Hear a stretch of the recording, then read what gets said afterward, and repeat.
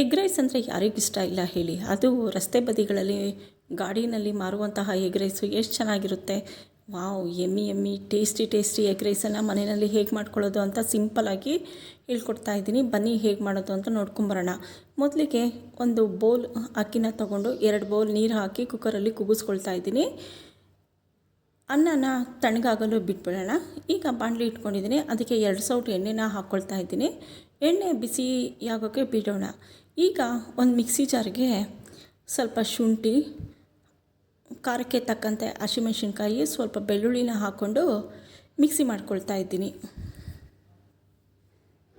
ಎಣ್ಣೆ ಬಿಸಿ ಆದಮೇಲೆ ಒಂದು ದೊಡ್ಡ ಗಾತ್ರದ ಈರುಳ್ಳಿನ ತೊಗೊಂಡು ಸಣ್ಣದಾಗಿ ಹೆಚ್ಕೊಂಡು ಅದನ್ನು ಮಿಕ್ಸ್ ಮಾಡ್ತಾಯಿದ್ದೀನಿ.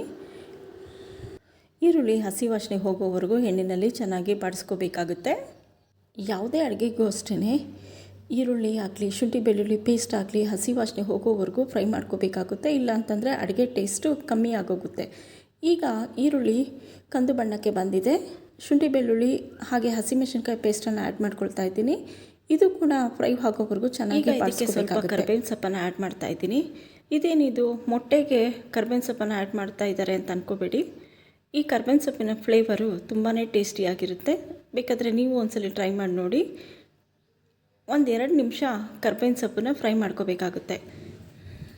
ಹಾಗೆ ಒಂದು ಸಣ್ಣ ಗಾತ್ರದ ಕ್ಯಾಪ್ಸಿಕಮನ್ನು ಹೆಚ್ಚಿಟ್ಕೊಂಡಿದ್ದೀನಿ, ಅದನ್ನು ಕೂಡ ಆ್ಯಡ್ ಮಾಡ್ತಾ ಇದ್ದೀನಿ. ಇದು ಜಾಸ್ತಿ ಫ್ರೈ ಆಗೋದು ಬೇಡ, ಇದು ಕ್ರಂಚಿನೆಸ್ ಇದ್ರೇ ತುಂಬಾ ಟೇಸ್ಟಿಯಾಗಿರುತ್ತೆ. ಈಗ 4 ಮೊಟ್ಟೆ ತೊಗೊಂಡಿದ್ದೀನಿ, ಅದನ್ನು ಆ್ಯಡ್ ಮಾಡ್ತಾ ಇದ್ದೀನಿ.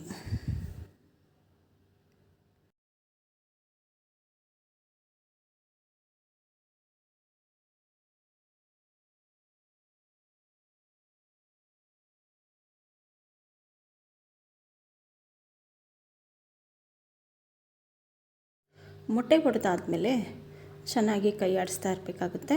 ಇಲ್ಲ ಅಂತಂದರೆ ಆಮ್ಲೆಟ್ ಆಗೋಗುತ್ತೆ. ಇದು ಎಗ್ ಬುರ್ಜಿ ಥರ ಆಗಬೇಕು.